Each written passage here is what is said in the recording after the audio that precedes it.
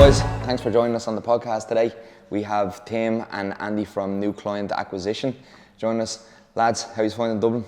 Spectacular. Warm. Yeah, weather's always good when we come to Ireland, but yes, it's a good Brilliant. trip. Brilliant. Do you want to tell the guys listening what you do and what has you in Ireland at the moment? Yeah, so essentially we are a consultancy company that helps gym owners, so small group PT gym owners, group training fitness business owners, bit of kind of people that run high-end boot camps, that kind of thing, grow and scale their businesses from a kind of aspect of the whole business. So your kind of lead generation, your lead nurturing, your sales, program delivery, if you need help with aspects of that and making it time efficient and adding value to clients, and conversion and just growing and scaling fitness businesses essentially, unless there's anything else. Pretty much it. You covered that quite nicely. Yeah. Mate. Well played. I'll shut up. Yeah, we had some great results working with you lads. But I'd love to find out a little bit more about you lads, and like maybe we'll take it back to the start. How you got into the fitness industry, because obviously both of you boys were both gym owners at one stage. Yeah. And I'd love to hear the story. I'll let Sloane go first, he's the oldest. Yeah, I'll go nuts. Yeah. So I got into it. So I went to university in Cardiff, did like a leisure and sport management degree. I actually I almost got thrown out of university in my first year for throwing a javelin bollock naked one night when I was pissed up with a mate. Yeah, true story. I didn't think I would know that. Yeah, did I tell you that? There you I go. don't think so. Honestly, yeah, it's like in my first year, one of my best mates, I don't even talk to him now, but he was like a GB javelin thrower. And we got back like real pissed up one night, and you got this like quadrant of grass in the middle of all the hall's residents. I was like, mate, we should get your javelins out. He's like, nah. I was like, mate, let's get your javelins out. So he stood at one end, I'm stood at the other end. I just fucking stood up like this. I was like, oh mate, have a shot. Whistled straight past my fucking head. Fucking yeah, I got in a lot of trouble for that. And there's a couple of other incidents. I was literally skin of my teeth. I had to go on like, they called it community service. I had to do litter picking once a week at 6 o'clock in the morning. So that's a little freebie for you. But yeah, so I did leisure sport management, and part of that I had to do like a business plan. Instead of a dissertation, I did it on setting up a personal training business. So I ultimately did set up a PT business. It was nothing like the business plan, but I basically started doing like one-to-one PT. Sort of like mobile personal training, and then started, one of my clients, I started training him in the gym he went to at like a swimming pool. And then they're like, well, you're gonna have to start paying us now. So I was like, okay. So I started then training people one-to-one in there. A client of mine had a bit of space in a warehouse, which he then sublet to me as a studio. It was about 700 square foot, I think. So I took that on, basically just doing one-to-one in there.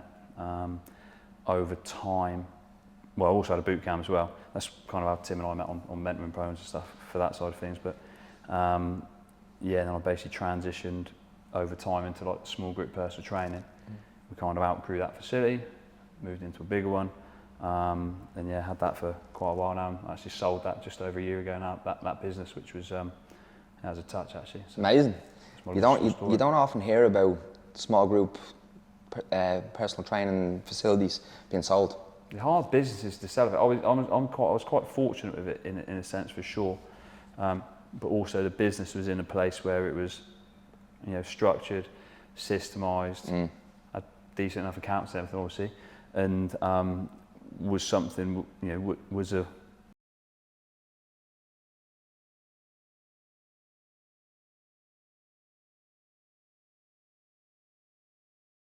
strategy there, it just kind of come up for me. So that's class, man. It's good because a lot of the time I think when people kind of want to chin off their PT business, their facility, whatever, it's a case of, all right, cool, I'm gonna, they either sell the whole business for really, a nominal fee, or it's like, right, fuck it, I'm closing, just sell off all your kit to your clients and that's it. So I had a good exit there. It's amazing to see that though as well. A lot of people will set up their facility, and essentially they'll create a job for themselves, and if they're not there, the business doesn't run. Yeah. Do you find that much? Yeah. If I was over the years was able to gradually pull myself out of it, so I had a number of employees we were chatting earlier about self-employed or employed, weren't we? But a number of employees over the years, both employed and self-employed, and essentially I over time basically just pulled myself away from business. So by the time the last kind of 3, 4, 5 years really, all I would do coaching wise was I'd do maybe 6 to 8 sessions a week, and then I'd just run the marketing and the sales, because that's the stuff that I really enjoyed. There's only so many times I could tell a person to get their ass lower on a squat. So yeah. I completely get it, mate. Brilliant.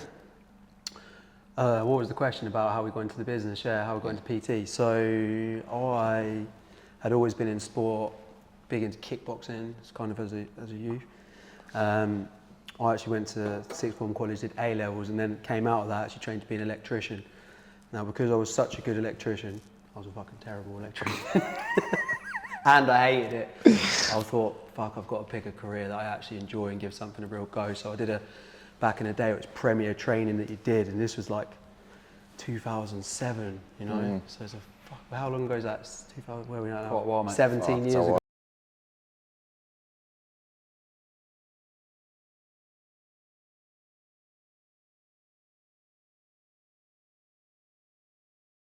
I did like a 3-month intensive course, which was like PT and sports massage. And I just thought, if you could get paid £30 an hour to train people, how much of a fucking dream is that? I'd just been working minimum wage, apprentice wage, £200 a week, barely afford to do fucking anything. And so I did all that, and then I just fucking loved it. And I went into a self-employed gym job, so the whole rigmarole, paying a gym rent. It was LA Fitness at the time in Cambridge that I worked at. You get to access to all the members, you can walk around, hand out taster sessions, one-to-one PT to clients. But I just took off with that, having the ability to be able to like put more work into something and earn more money was just my real eye-opener to business. Now, whether you'd call that a proper business, no, it's not, it's a busyness, but having that ability to be self-employed. And I just got to the point in there, like a lot of PTs do, where you're doing like 10 sessions in a day, that kind of stupid shit. But it was good money and everything, but soul destroying, isn't it? Yeah, there's the whole, you're working with people that aren't necessarily interested. They're just an add-on to their gym membership. They're not kind of the world's greatest clients. But from a kind of like way into the industry, that was really nice, and I felt kind of, motivated and inspired. And I got to the point as well, I was PT manager in there, so I was mentoring other coaches and stuff like that to come into that kind of model. And then I just started going on courses, as you do I was like 20, So I was going on like nutrition courses, but also business courses. I went on a business course called the Fitness Entrepreneur Bootcamp, which is probably when I met you, I think. So this was 2009, 2010. I've been in the gym. So you was at OGs then? OGs, yeah. Yeah, and I met a guy called Paul Moore, who a lot of people know in the industry, so shout out to Moore, he's a top G. And he showed me this group training model, and he was just like, I'm running this, I get people to come in the morning, people to come in the evening, £100 each, 30 clients on each, $6,000 a month, like this is a model. And I was like, fuck. And that works really well in the Northeast where there was, slightly lower income areas. I was like, I'm going to start that. So I put that together in 2010 in Ely, and then I just ran with that model, just group training, and having that model because it gives you that kind of financial scale. I ran that in a few different ways, so I wanted to kind of almost take off a little franchise model, which is like a big dream I had when I was younger. And when you're at it, you're like, I want locations and stuff like that, because you see that as growth and scale, which was probably a little bit naive. So I opened up a few locations, got used to working with trainers and coaches and trying to mentor those, and then now we've brought it back down. It's that one location, but we run it very profitably. And I just kind of, I've had that 14 years, modeled that out towards a sale, and then it's just been the whole progression, like Andy mentioned there, of kind of stepping away from things over time. You're bringing in different staff, learning that, like you've been through in the last couple of years, learning how to systemize working with staff, systemize timetables, session timetables, who's doing what job, how you can incentivize them, and all these bits and pieces that are involved in leadership roles. Yeah. So from that, and again, I kind of really got very knowledgeable on the fact that these businesses are very much marketing and sales businesses, and then the delivery is kind of like I always explain, it's like the fun bit that you get to do that obviously retains clients, but to kind of keep the businesses running you have to have that like marketing centric style business. So I always kind of really took to that, enjoyed that, and they were the last parts that I outsourced inside of my business. And then me and Andy kind of always getting asked, how are your business successful? You know, what are you guys doing? I actually started coaching people probably to say 2015 because people were just like messaging me on Facebook, so I used to do a bit of phone call coaching, and then we were always chatting in the background and stuff, and we figured some things out, and then since 2018 we've been helping you guys scale your businesses just with everything that we've been doing forever, you know. Unreal. So, yeah. It's a cracking story, boys, both of you. Like, obviously you were saying you are OGs, like now at this stage I'm nearly in the same bracket. I'm like 2012. But how have you lads noticed that the industry has changed? So like I always say, the fitness industry is one of the most sophisticated markets out there. I mean, all you have to do is look at new trends and how it's changing. It's nearly every 6 months it's nearly changing. What do you think, or where do you think the industry is going? And obviously there's the likes of High Rocks, and do you see changes in the industry, or where do you see it going from here? So I think this is a two-part, I mean, I'll jump in first on you this. You go nuts, mate, yeah. I think this is a two-part question. So I think there's always, so I'll address the first part first from my perspective anyway. I think no matter what happens, whichever trends come in, and we've seen 2012, 2007, probably similar sort of time, maybe a bit earlier, like whatever trends we've seen come and go, right, there will always be an underlayer of a business that can deliver results for people, because I think that's like their deepest desire. Maybe you'll change philosophies a little bit to fit in with trends. Like we obviously know the whole hybrid kind of style of training, we can go into that, is big at the moment, right? But I think that if your business can take somebody and deliver on their desire, that's never going away. Like that 100% is like a stick point. And actually the method in which you do that, whether it's like a larger group kind of more boot camp style, or a smaller group SGPT or something in between, semi-private, that kind of stuff, there's a model for each of those just because they fit into slightly different price brackets. I don't think they're ever going away. I think if you can deliver a result and you can build a community, if you can do those two things, I know we were discussing that before, then that's here to stay. And then to kind of layer that up to the second part of the question, where do I think it's going? I think if you look at the States, they're always a couple of years ahead. So whatever they're up to now is coming for us in like 2-3 years, you know, England, UK, Ireland, UK.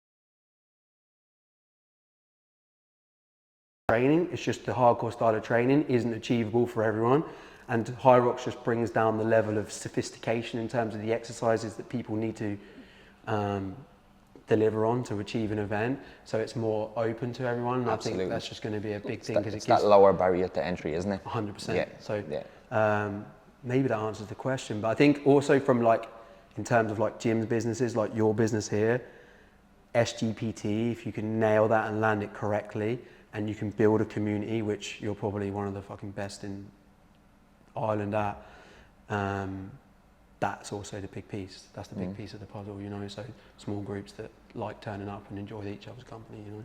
Spot on. Yeah, I'd say in line with that as well, any facilities that aren't right now running a similar sort of model to what you're running here and what we get guys doing, likely aren't really going to have a particularly great business over the coming years. Like if they're not running it now, I think they will be soon. You know, some people will be a little bit slower to the party, for instance. You know, is there room for one-to-one? Of course there is, yeah, absolutely. But I would certainly suggest, for like, you know, if you think of facilities, right, overheads aren't getting any less, right? And there's only so much per hour, per week, per month you can earn if you know, chipping away at one-to-one, right? Whereas if you're running like a small group PT model, you're delivering a banging service, well, that revenue ceiling is significantly higher. And that means that with like, you know, rising costs in facility, cost of living, advertising, whatever it might be, well, that's the business that's able to do well. You know, I look on my, we obviously follow loads of people on Instagram and stuff in the industry. I think in the last 2 weeks, I've seen either 3 or 4, and this is genuine by the way, 3 or 4 businesses putting posts up. Basically, it was one of them, I think at least 2 of them saying they're closing down now because they're just not making enough money. And then another one basically saying that they're on the brink of closing down. and they aren't facilities running this sort of model. Sort of like relatively small standalone gyms they were, and again I think at least one of them was kind of a more one-to-one based thing. Because again, I think you need to be able to increase that revenue ceiling, and the way to do that is by being able to see more people through the week, through the month, and charge a decent price point for delivering a great service at the same time as well.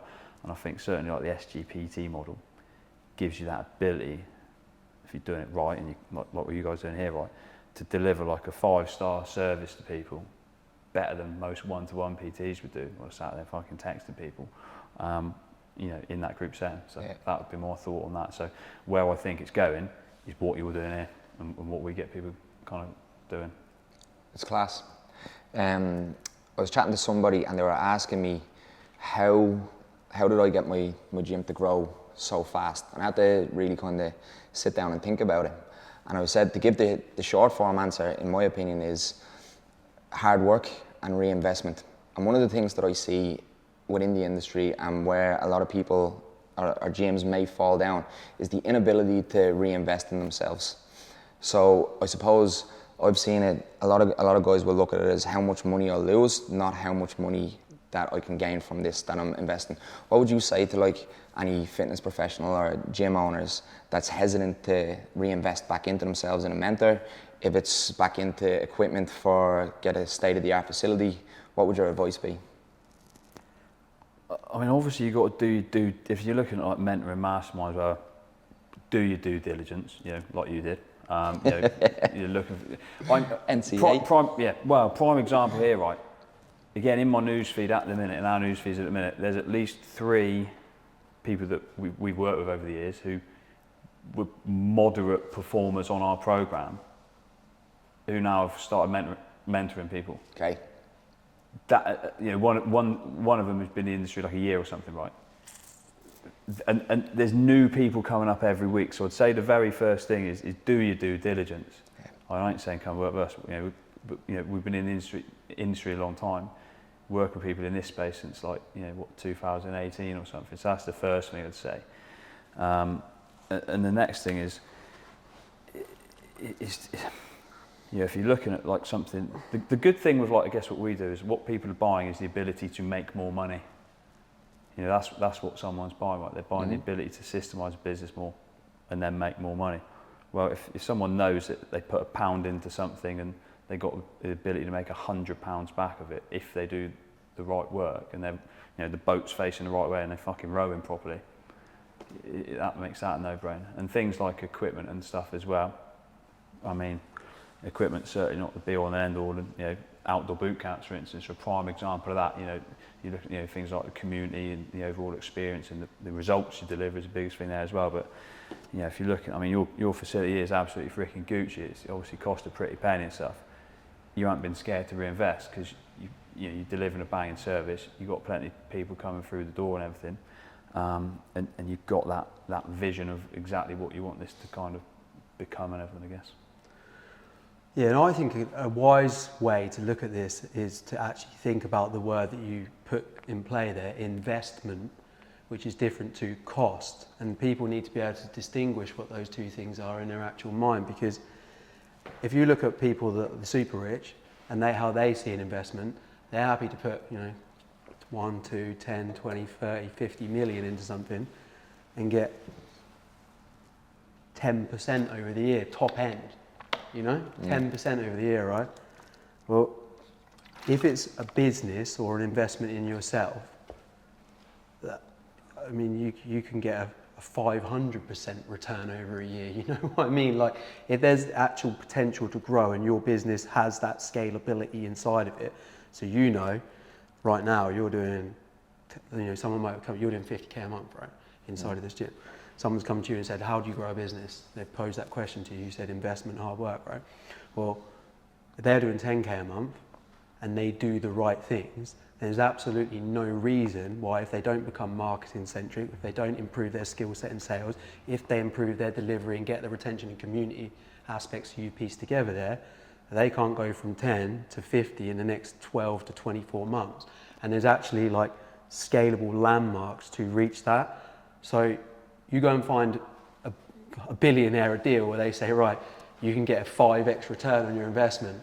That's not, that's an exponential return that you only see inside of business, and that may involve investment in yourself in terms of skill set that you need to be able to deliver on to achieve that, and investment in the person that's going to be able to teach you the right way to do that stuff, so working on the right things. That's an efficient operator, someone that does the right things in the right direction. As Andy said, you've got the boat and you sail it in the right way. So I think it's being able to do that rather than saying that's going to cost me. You're looking at ROI.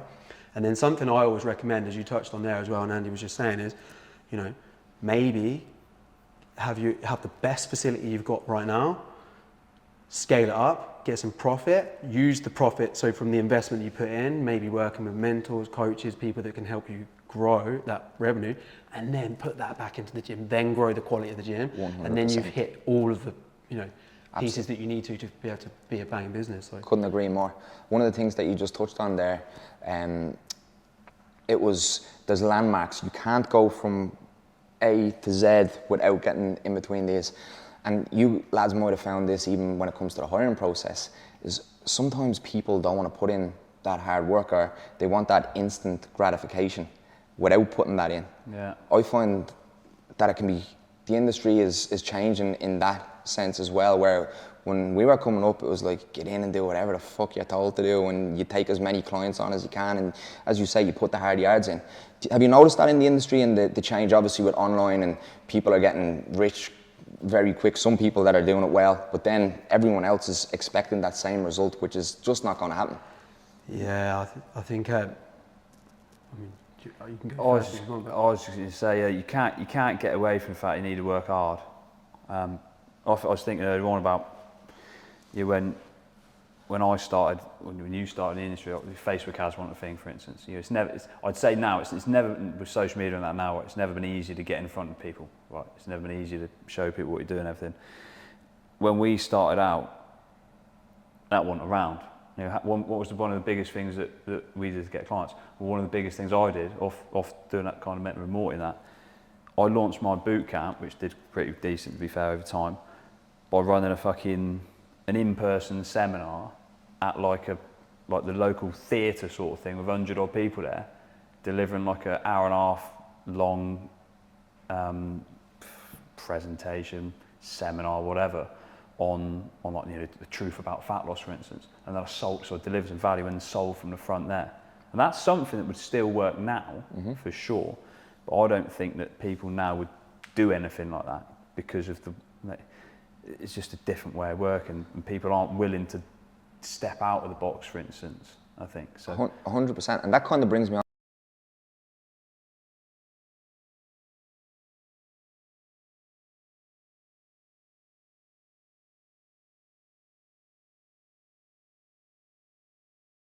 out, for example, or throwing an ad out randomly. I'll go in with this one. It's inputs. See, one of the struggles that a lot of business owners have that are a certain level of experience, let's say, is that they think that if I'm having a bad month, it's bad luck. This is like a mentality a lot of people have. Oh, my adverts weren't working this month. Oh, everyone's on holiday. It's like there's always a reason why. But obviously, as the best business owners, the best people, the best operators take full ownership and responsibility for everything that they do anyways. But if you put a certain amount of inputs into a vehicle, if your vehicle is your business delivery, right, and your marketing is your inputs, at a certain level, it will always produce the results. So then we're coming back to hard work. So yeah, for sure, start off with the things that tend to have a high ROI on time. So maybe that's your adverts, because we know that we can put them out. Generally, they're relatively predictable. They go out in front of people. We can measure the success, so the lead cost, the acquisition cost, all those good things. But don't rely on that being your only thing, Maybe we've got warm outreach to clients that were previously on your program, previously in your gym. So maybe you've got a list of 300 of them. Maybe you contact 20 of those a week as well. What's that? 30 minutes every day, contacting 10 people. Hey, how are you fixed for fitness at the moment? You'd be shocked how many people are like, oh, I was just thinking about your gym actually. Cool, yeah, I was thinking about you getting a client a week doing that. Maybe you're doing cold outreach to all previous leads that didn't show up to a consult or didn't opt in or didn't book a time. So you've got a strategy going out to all of those every single day, or a certain amount of cadence over the week. Maybe you've got an email that you're putting out, broadcast to the list. Maybe you've got a piece of content. So there's 5 different inputs there. Well, what's the chances if I execute on all of those diligently as a marketing-centric business for the first 2 or 3 hours of every single day? I'm not going to get the 5 clients a week that I need to scale out, so I'm getting 20 a month on my front end offer, I'm putting 16 on the back end, and 12 months down the line I've got an extra 20k coming into my business. 100%. You know what I mean? Couldn't agree more. And there's been times, and we obviously done the interview there before this, and we were talking, and I was saying before I started working with you lads, how everything was random. Do you know what I mean? It was random content thrown out, but now if you look at exactly what you said there, we've probably got a database of maybe 300 to 500 clients that never bought. So we have their information. We've got clients that have left. So we have X amount of Instagram followers, Facebook followers. So there's reactivation, there's you can get referrals from members that you have. I didn't even mention referrals there. Referrals is massive, yeah. There's paid ads, there's organic outbound and through Instagram or whatever like that. And these are all exactly what you said. It's if you apply yourself 2 hours, even if it was 2 hours a week that you've done this, you're still going to get some sort of return on that. Yeah, and I always like to call it as well, this is a Russell Brunson term, but it's spot on. It's the big domino that knocks everything else down. If it's a marketing-centric business, you need to be proactive and on the forefront of doing it, because however good you are, even your 2.3% churn, some clients will leave sometimes. Yes. And if you want to have a full business, then you need to be on the hunt, not reacting when I've not had a good month because 10 people left for reasons that I wasn't able to control. So that's actually a great point. Controlling your emotions in that. I think everyone still gets it. If somebody leaves your program, you're still gonna get that. Oh shit, it still hurts a little bit, but it's as you say, it's having that strategy. It's okay, well look, we need to put X amount of money behind an ad, or we need to get this referral campaign out, we need to get this reactivation campaign out, whatever it is to hit your targets. But that's all top quality stuff, lads. Last thing that I wanted to ask you boys before I let you run off. A new fitness professional coming into the industry, whether it's a PT or if it's a gym owner, what would your number one bit of advice be for them? I guess in the first, if you're looking at someone who's just qualified as a person, it's never been easier to get into the industry, qualify as a personal trainer. It's never been particularly difficult, but I'd say now it's never been easier, never been more convenient. You can go and do an online level 3 course for £1,000 or something, right, and qualify in 12 weeks. That ain't going to get you anywhere particularly far.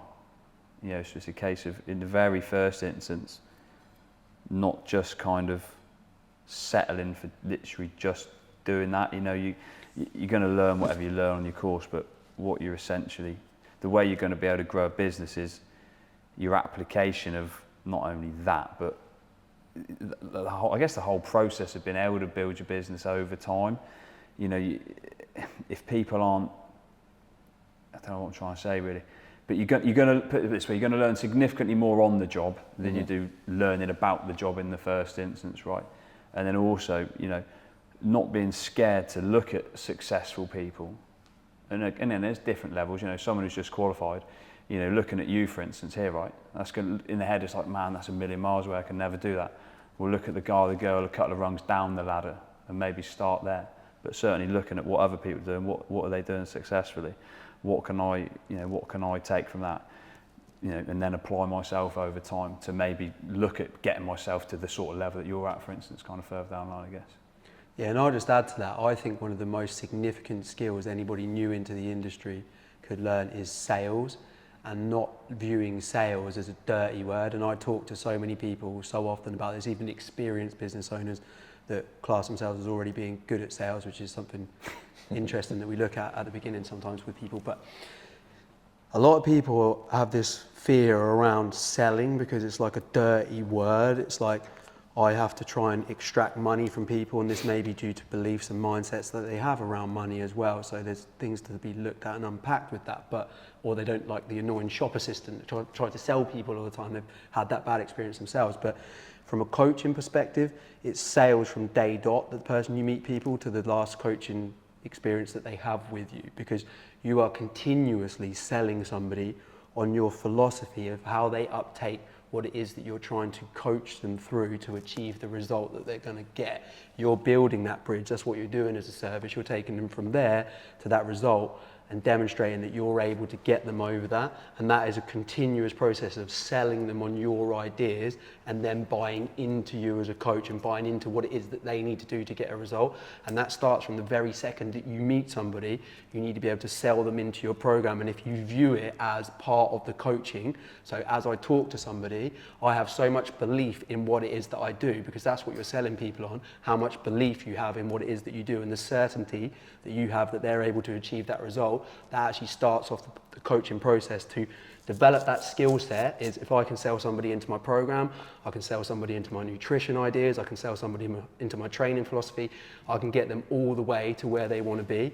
So the better you are at the beginning, that catalyst to the sales of them buying into you, the better result they'll get at the end. So that skill set is the most vital skill set in the industry, bar none, for my likings. Amazing.